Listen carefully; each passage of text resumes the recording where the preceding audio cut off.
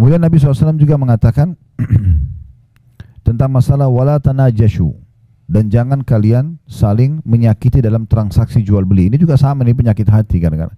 Ada orang nih contohnya yang di poin ini, dia mau beli satu produk, dia sudah suka produk itu sebenarnya, dan dia tahu sebenarnya kalau dia beli, ya, itu udah cukup. Nanti kalau dia seorang pedagang, dia beli harga 100.000 rupiah, dia udah tahu sebenarnya orang ini pun mungkin sudah ada keuntungan, tapi dia tahu dia bisa jual 200.000, dia bisa jual 500.000. Tapi karena hatinya nggak bersih, dia berharap memeras orang itu sampai pokoknya maksimal, kalaupun untungnya sekecil mungkin, dan dia akan ambil keuntungan sebesar mungkin. Ini tidak ada dalam orang yang hatinya bersih gitu. Udah, kita beli produk, kita merasa cocok, kita tahu kita bisa ambil keuntungan, udah berikan saja, kasih saja, biarkan Allah yubarik lahu, Allah berkahi dia. Kenapa kita harus iri orang yang akan dapat keuntungan berapa? Apalagi sampai telusuri berapa dia dapat keuntungan. Dia harusnya tidak boleh begitu dan begitu. Untuk apa? Biarkan saja. Allah sudah tentukan rezeki kan gitu. Kita tinggal mengatur, dan kita punya hak untuk negosiasi, tapi yang masuk akal. Nah, itu yang dimaksud di sini, jangan tanajashu. Kemudian yang ketiga, wala tabagadu, jangan saling benci. Dilarang oleh Nabi SAW. Bagaimana kalau orang sudah terlanjur berbuat keburukan kepada kita? Ingat, bab benci ini Bapak Ibu sekalian hanya dibolehkan kalau perbuatan orang salah dalam pandangan agama, dan yang sedang kita benci perbuatannya, bukan fisiknya. Jangan pernah benci fisik seseorang. Yang kita benci itu adalah perbuatannya. Misalnya ada orang menggibah kita, memfitnah kita misalnya, mengambil barang kita, yang sedang kita benci perbuatannya, jangan fisiknya. Karena dia bisa saja taubat seketika, atau satu waktu dia taubat. Contoh misalnya, dia taubat nasuha, kemudian dia minta maaf sama kita.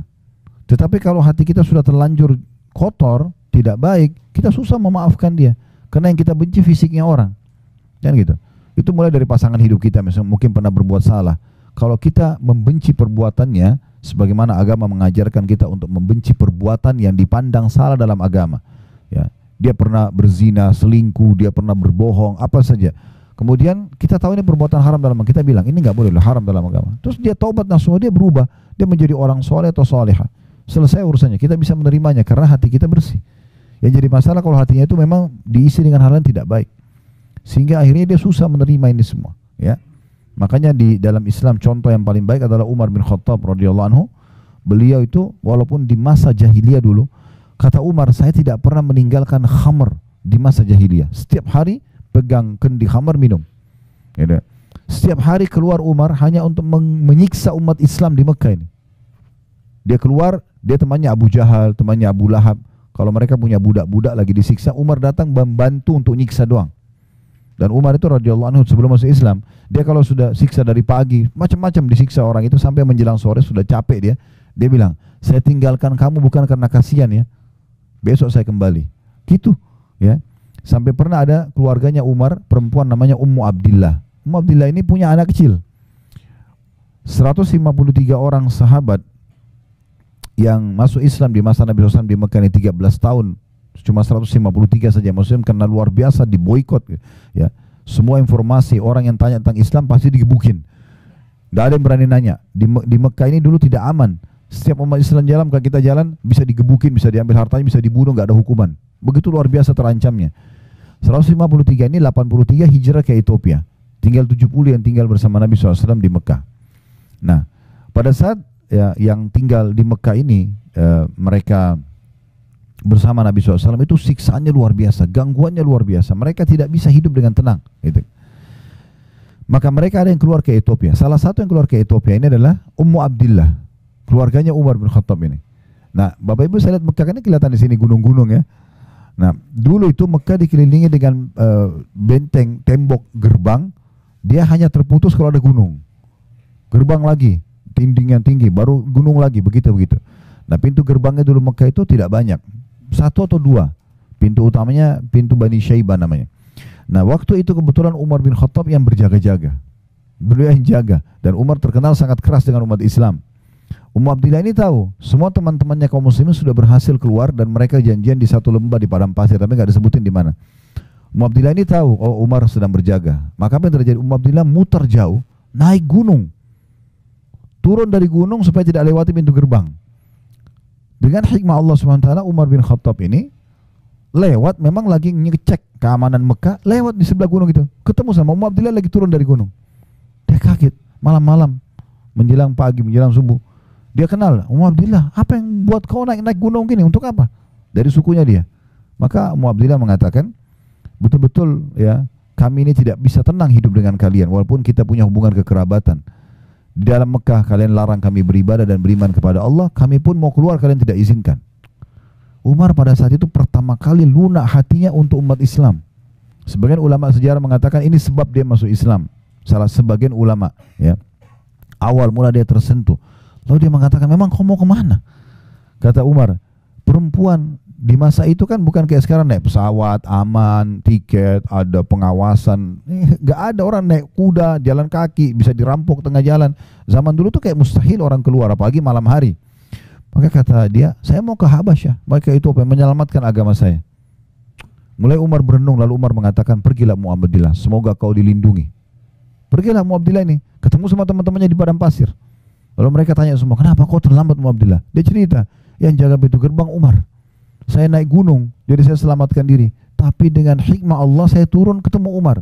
Oh, mereka semua penasaran, tahu Umar ini luar biasa gitu benci dengan Islam.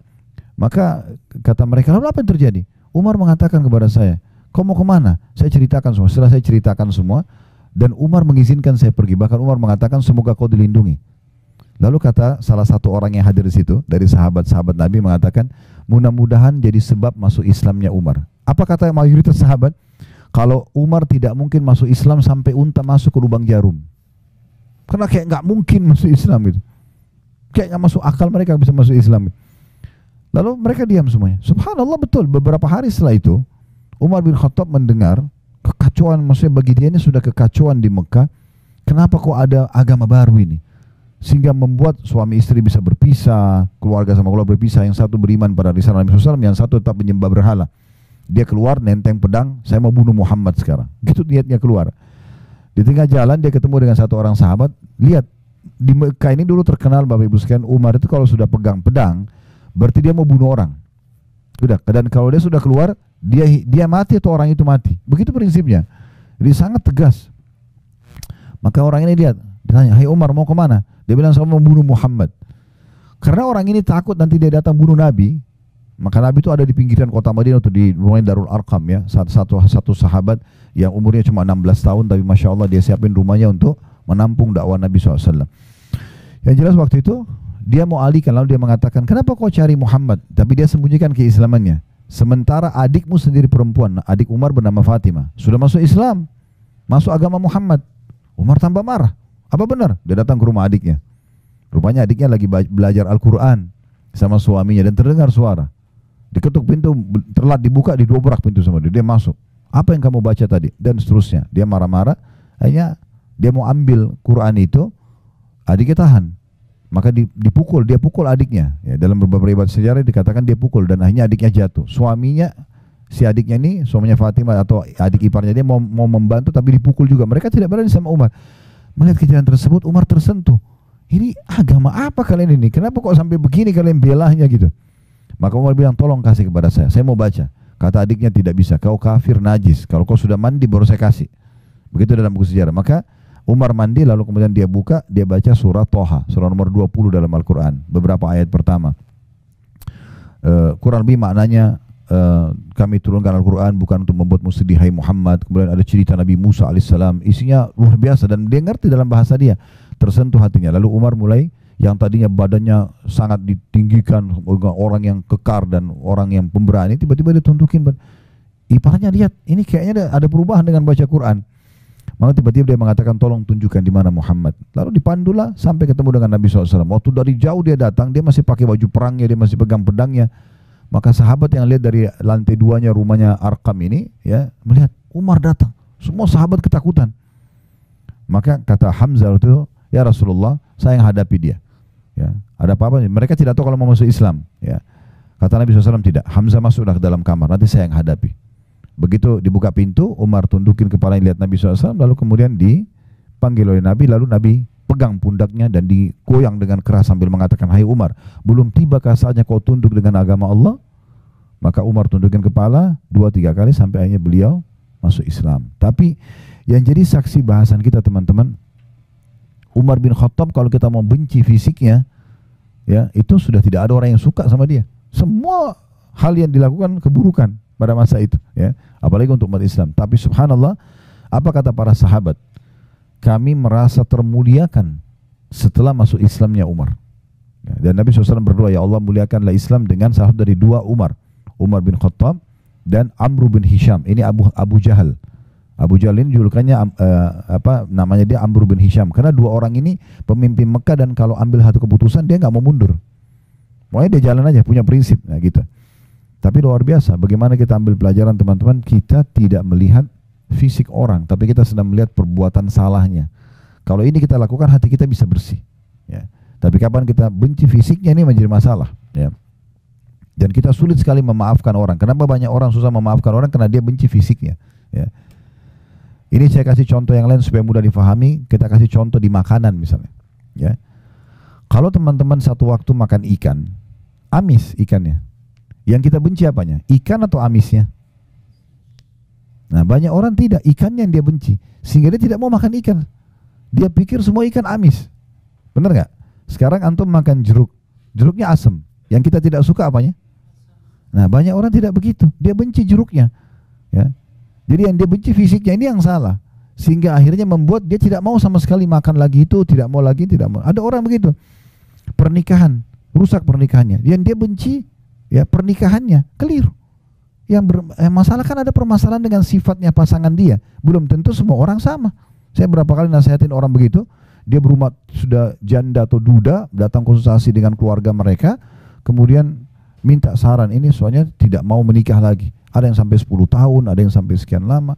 Kenapa? Trauma dengan yang itu. Trauma dengan masalah ya perbuatan pasangan yang dulu, tapi dia tidak boleh membenci pernikahannya. Itu nggak ada urusannya sama pernikahannya. Bisa saja dia dapat orang yang lebih baik gitu, ya. Saya istri saya kebetulan waktu itu kami masih di Makassar, punya sahabat dekat. Qadarullah terjadi yang tidak baik antara rumah tangga dia sama istrinya gitu.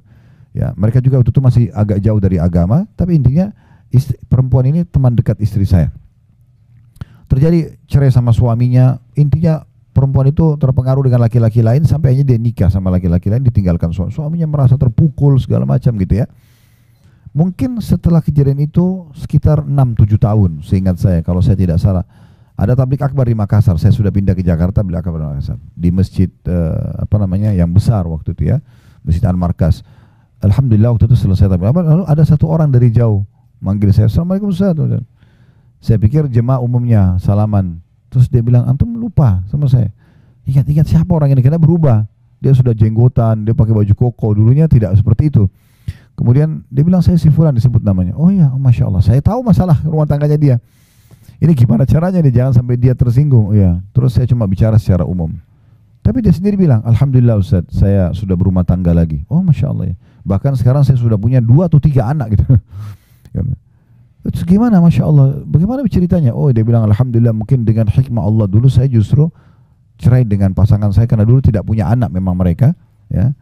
Dan dengan perbuatan yang dilakukan Israel akhirnya Allah pisahkan, dan Alhamdulillah Allah kasih sekarang saya muslim yang baik, dan saya sekarang punya rumah tangga bahagia. Nah karena dia tidak benci, dia tidak trauma dengan pernikahannya, dia cuma trauma dengan perbuatan istrinya, dia bisa menikah lagi contohnya. Dan sekian banyak hal yang kita bisa tarik dalam masalah ini. Nah itu sedikit rincian lebih dalam Bapak Ibu sekalian tentang masalah wala tadabaru. Jangan wala tabagadu, jangan saling membenci. Kemudian wala tadabaru. Nabi SAW mengatakan jangan kalian saling mendiamkan. Dalam sebuah riwayat lain tidak boleh seorang muslim mendiamkan saudaranya lebih dari 3 hari. Ya, musuh-musuhan lah ya. Ini tidak boleh. Saran saya, ini cuma saran saja. Kalau Bapak Ibu ingin tenang hidupnya, ingin bahagia, ada permasalahan apapun, jangan dinginapkan. Selesaikan pada saat itu. Suami istri kah, sama siapapun, clearkan langsung. Duduk, masalahnya apa? Ini. Yang salah, minta maaf. Yang benar, memaafkan. Buka lembaran baru. Memang begitu kehidupan kita teman-teman sekalian. Gak ada orang ideal sekali semuanya tidak ada salahnya sama sekali. Itu gak mungkin. Kan gitu. Makanya Imam Syafi'i rahimahullah mengatakan orang kalau mau langgang dalam bersahabat, maka dia harus bersabar dengan kekurangan dan kesalahan sahabatnya. Yang penting orang itu tidak ngotot dengan kesalahannya, dia mau berubah. Karena tidak ada manusia yang sempurna. Nah, Ini yang dimaksudkan. Terutama dalam masalah, saya kadang-kadang kalau mecahin masalah-masalah rumah tangga teman-teman, dengan izin Allah SWT, bukan dari saya tapi Allah mudahkan saja, selalu saya ingatkan masalah itu. Syaitan ini selalu membuat masalah-masalah kecil dalam rumah tangga sudah cukup membuat mereka tidak interaksi biologis berapa hari, mereka saling mencari kesalahan berhari-hari. Makin lama kita perbaikin, makin banyak permasalahan yang dilahirkan. Kenapa nggak duduk aja, selesaikan hari itu, pegang tangan pasangan, duduk baik-baik, kita bicarain masalah. Masalahnya apa? A, B, C. Oke, siapa yang benar? Nanti akan ketahuan tuh, pasti nggak mungkin dua-duanya benar, pasti ada benar, ada salah. Oke, yang salah minta maaf, yang benar memaafkan, buka lembaran baru, dan selesai. Semua isi WA yang lalu-lalu bertengkar, hapus, nggak usah dibaca lagi. Sudah baik-baik, 6 bulan berjalan, kemudian tersinggung masalah itu, kamu pernah buat itu? Kapan? Ini buktinya. Ya. Gak usah dibawa-bawa, selesai, buka lembaran baru, berarti seperti kita hidup baru, memang harus begitu. Dalam kehidupan kita harus begitu, dalam rumah tangga, dalam berteman, nah, dalam berbisnis memang sudah begitu. Selama orang itu mau memperbaikinya, sudah, kita tidak perlu saling mendiamkan, ya, kita harus berlapang dada. Abu Bakar radhiyallahu anhu pernah membiayai Marthad, ya, salah satu sepupunya. Kemudian ini termasuk menyebarkan fitnah bohong tentang zinanya Aisyah sama Safwan. Padahal sebenarnya tidak, ini sepupunya. Abu Bakar membiayai hidupnya orang ini. Lalu kemudian dia gosipin berita itu, termasuk dia dicambuk 80 dera di masa Nabi SAW. Ya, ada 3 orang yang didera pada saat itu, Hasan bin Thabit, kemudian Marthad bin Abi Marthad ini, atau ada nama lainnya, ya, julukan atau nama lainnya, ada nama-nama lain yang disebutkan oleh ulama. Kemudian ada satu lagi, Hamna binti Jahash, ini ipar Nabi SAW sendiri, saudaranya Zainab binti Jahash. Itu akhirnya dicambuk, ya, si sepupu Abu Bakar ini. Abu Bakar bersumpah sama Allah, kamu yang selama ini saya bantu, kok masa buat begini gitu? Demi Allah saya tidak akan bantu kamu lagi. Itu normal manusiawi kan? Kita bantu tapi dia malah yang menyebarkan gosip yang tidak benar tentang anak kita itu. Tapi Allah SWT turunkan dalam surah An-Nur, ya, janganlah orang yang telah diberikan kelebihan harta, kedudukan, Abu Bakar maksudnya, turun kepada Abu Bakar. Dia tidak mau membantu para kerabatnya, orang-orang yang berperang di jalan Allah dan seterusnya gitu kan. Maka Allah menutup ayat sambil mengatakan, ala tuhibbuna an yaghfirallahu lakum? Apakah kalian tidak ingin dengan memaafkan dan membuka peluang lagi kesempatan bagi orang lain untuk memperbaiki kesalahannya, Allah memaafkan dosa kalian? Itu dalam surah An-Nur Allah sebutkan. Maka Abu Bakar langsung mengatakan dalam riwayat-riwayat yang sahih, ya Tuhanku, aku ingin engkau memaafkanku. Lalu dia bayar kafara sumpahnya, lalu dia kembali membiayai hidupnya sepupunya tadi, ya. Tapi di sini tentu sepupunya dalam kondisi bertobat, mengakui kesalahannya, ya. Maka di sini yang berarti yang dia benci bukan fisik, tapi dia benci perbuatan yang dilakukan tadi. Selama orang tinggalkan, selesai. Kemudian wala yabi' ba'dukum ala bai'i ba'd, dan janganlah kalian transaksi di atas transaksi, ya, saudaranya. Jadi kalau termasuk kalau sudah mulai negosiasi. Contoh kita masuk ke, ada si A masuk ke satu toko baju, diambil baju itu dari hanger, dia lagi mau lihat. Nggak boleh teman-teman datang, oh ini bagus, ini buat saya aja. Selama dia masih pegang nggak boleh. Walaupun belum terjadi jual beli. Kalau dia sudah batalin, ya, dia batalin, dia taruh, memang dia sudah tidak ingin, kita tahu orang ini mungkin masih ragu, dia masih mau pilih yang lain, baru kita bilang, ya ini sudah selesai, ya baru kita ambil, gitu, ya. Itu begitu saja tidak boleh. Apalagi kalau orang sudah bayar DP, orang sudah transaksi, baru kita batalin dengan cara kita memberikan harga yang lebih mahal. Ini semua hukumnya haram. Transaksi sudah jadi hilang keberkahannya. Kemudian kata Nabi SAW, wa kunu ibadallah ikhwana, jadilah hamba-hamba Allah yang semuanya bersaudara. Ya, kalau bersaudara berarti saling mendahulukan satu sama yang lain. Ingat kemarin kita singgung hadis Nabi SAW, ya, dari Abu Sa'id Al-Khudri, di mana Nabi SAW mengatakan waktu lihat orang balik kiri kanan seperti orang butuh, kemudian Nabi bilang, siapa yang punya kelebihan tunggangan bagi pada yang tidak punya, siapa yang punya kelebihan bekal berikan kepada yang tidak punya. Sampai kata Abu Sa'id, Nabi SAW sebutkan berbagai macam jenis harta sampai kami mengira tidak ada lagi kelebihan muslim terhadap muslim lain dari harta saudaranya. Seperti satu mobil itu punya kita semua sama-sama, rumah punya kita sama-sama, seperti gitu. Karena Nabi SAW suruh berbagi. Dan Abu Sa'id mengatakan merupakan hadis kemarin kita singgung gitu, ya, saya memiliki 1 ekor unta saja dan saya coba menampung 2-3 orang, dan akhirnya saya membagi rata waktu penggunaan unta tersebut antara saya dengan saudara-saudara saya tersebut. Jadi memang luar biasa bagaimana Islam datang membangun ukhuwah ini, ya. Kisah yang masyhur yang kita tidak asing lagi tentang Abdurrahman bin Auf dengan Sa'ad bin Ubadah radhiyallahu anhu. Sa'ad bin Ubadah memiliki setengah harta kebun kurma di Madinah, dia punya 2 orang istri. Ini bayangkan teman-teman, saya kadang-kadang kalau mau menyampaikan berulang-ulang kisah ini, saya bayangkan kalau saya di posisinya Sa'ad. Begitu luar biasa susahnya ini. Sampai dia mengatakan, hai Abdurrahman, sebagai bentuk cinta saya kepadamu karena Allah, saya akan memperlihatkan, saya memiliki setengah kebun kurma di Madinah, ini punya saya akan bagi. Ya, anggap kalau kita di Jakarta punya perusahaan-perusahaan, semua ada ribuan perusahaan, setengahnya 500, misalnya 1000 perusahaan, 500 punya kita, bagi 250 perusahaan punya kamu langsung. Ini orang baru ketemu hari itu, baru disaudarakan dalam Islam, langsung dia mau berbagi. Tidak cukup sampai di situ. Saya punya 2 orang istri, lihat salah satunya, yang mana kau cocok, bukan yang tua, yang mana kamu cocok, saya lihat, bilang, saya ceraikan, habis iddah kau bisa nikahi. Itu pembangunan ukhuwahnya itu bagaimana itu? Tetangga bantalnya pun dia mau serahkan untuk saudaranya, tapi dengan cara yang syar'i yang benar. Dia minta keridoannya, dia ceraikan, kalau cocok nanti dinikahi oleh saudaranya muslim. Tapi hati yang bersih dibalas dengan hati yang bersih. Abdurrahman bin Auf mengatakan, saya tidak perlu, semoga Allah berkahi hartamu. Udah, biarin aja, itu hartamu punya kamu. Saya tidak akan minta 1% pun. Istrimu juga, semoga Allah berkahi keluargamu, jangan diceraikan.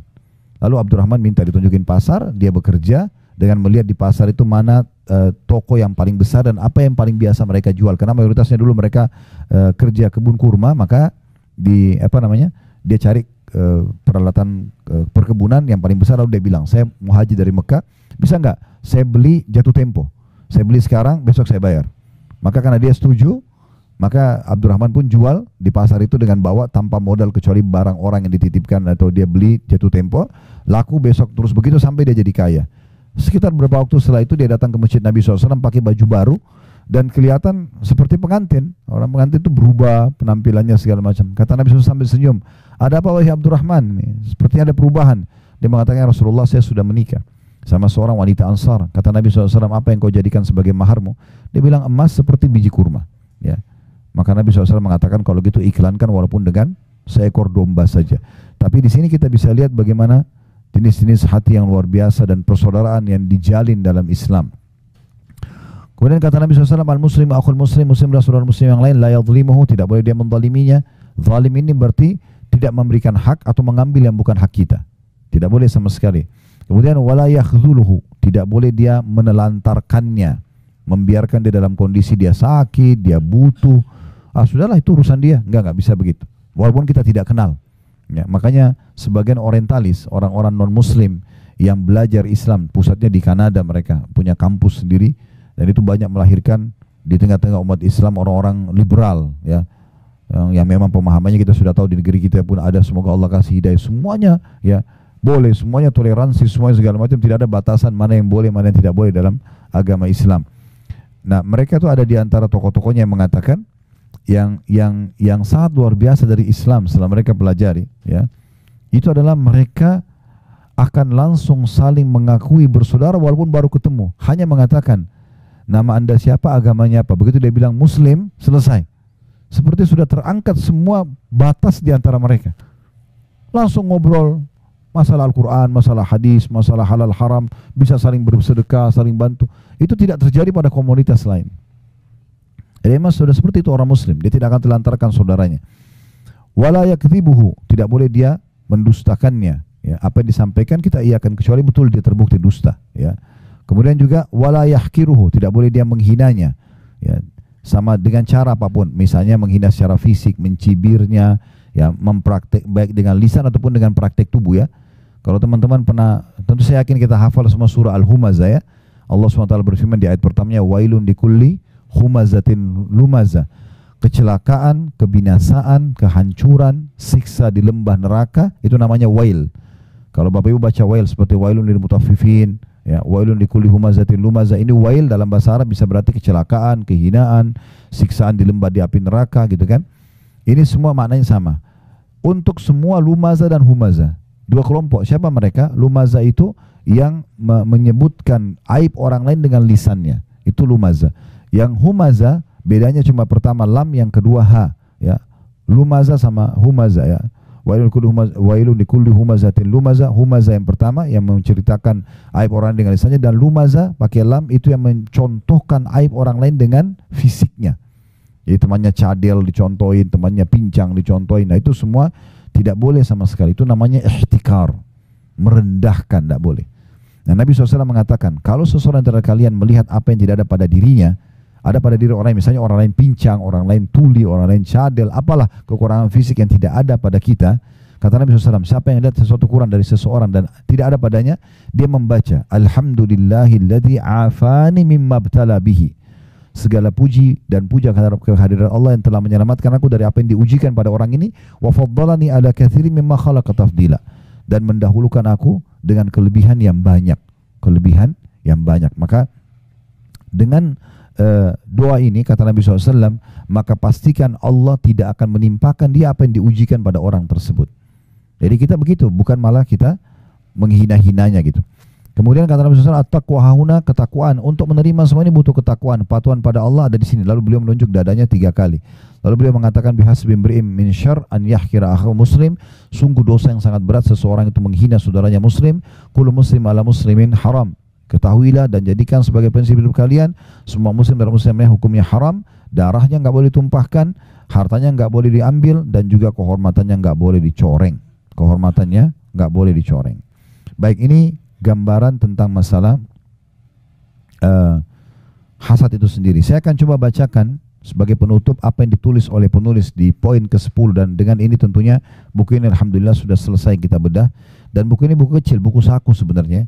Saya biasa kadang-kadang juga membedah buku-buku begini supaya tema tertentu habis, kemudian kita lanjut lagi ke tema yang lain gitu ya. Nah, kata penulis di sini tentunya dalam buku ini, dan buku ini ditulis oleh Darul Wahyin ya. Beliau mengatakan, hati yang bersih adalah sebab penting agar sebab penting yang menyebabkan kelapangan hati seseorang. Dan itu otomatis akan mendatangkan kegembiraan dan kebahagiaan untuknya.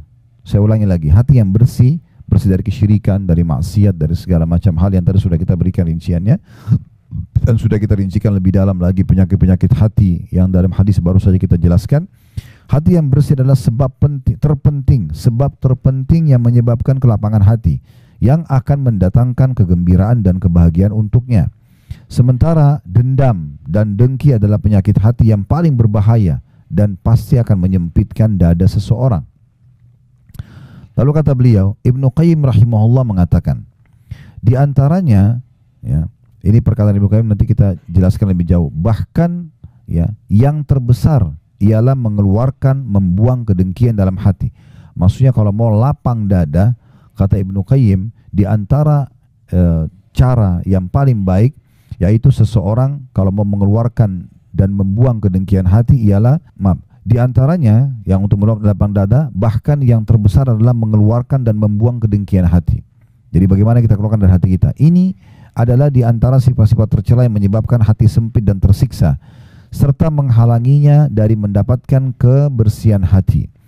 Sebab ketika manusia melakukan sebab-sebab yang bisa melapangkan dadanya, sedangkan ia tidak membuang sifat-sifat tercela tersebut dari hatinya, maka itu tidak berguna untuk melapangkan dadanya ya, atau tidak ada gunanya kalau dia lapangkan dada sementara masih ada penyakit-penyakit hati dalam hatinya. Maksimal kata beliau, ia memiliki 2 unsur yang masuk pada hatinya, dan hati tersebut akan dikuasai oleh unsur yang lebih dominan dari keduanya. Dia baik, bersih, atau dia jahat gitu. Maka kita harus pilih salah satunya. Karena itu hendaklah Anda, semoga Allah subhanahu wa ta'ala, ini kata Ibnu Qayyim ya, semoga Allah subhanahu wa ta'ala memelihara Anda, berkeinginan keras untuk membersihkan hati Anda dan menjauhkan dari segala yang dapat menyempitkannya. Tinggalkanlah permusuhan, kebencian, dan kedengkian kepada orang lain. Cintailah orang lain sebagaimana Anda mencintai diri Anda sendiri. Jadi kalau kita tidak ingin dihasati, tidak ingin diganggu, jangan juga lakukan pada orang lain. Sebagaimana kita suka muamalailah orang lain dengan sama. Ini sejalan dengan firman Allah SWT dalam surah Ar-Rahman, hal jazaul ihsani illa al-ihsan. Semua kebaikan akan dibalas dengan kebaikan. Jadi secara rasional juga kita kalau tutur kata yang lembut, orang akan balas lembut. Ya, kita tatapan matanya syahdu, tangan kita dermawan, kita suka membantu, maka akan sama responnya dari orang lain gitu ya. Cintailah orang lain sebagaimana Anda mencintai diri Anda sendiri, niscaya Anda menjadi orang yang paling bahagia di dunia dan juga di akhirat. Lalu kemudian beliau mengatakan, semoga Allah Azza wa Jalla memberikan taufik kepada kita semua dan memberikan kebaikan dan kebahagiaan dunia dan akhirat. Lalu dengan itu penulis menutup bukunya dengan kalimat yang terakhir tadi. Intinya teman-teman sekalian dari bahasan kita, bagaimana seseorang membersihkan hatinya dari segala macam jenis hasad itu sendiri, dan sudah kita jelaskan bagaimana dia membersihkan hatinya, dan juga sudah kita jelaskan mana yang dibolehkan dalam Islam, ya, yaitu ghibthah tadi. Kita berharap nikmat yang ada pada diri orang selama tidak bentur dengan sunnatullah bisa kita dapatkan, tapi dengan tidak hilang dari orang tersebut. Allahu a'lam.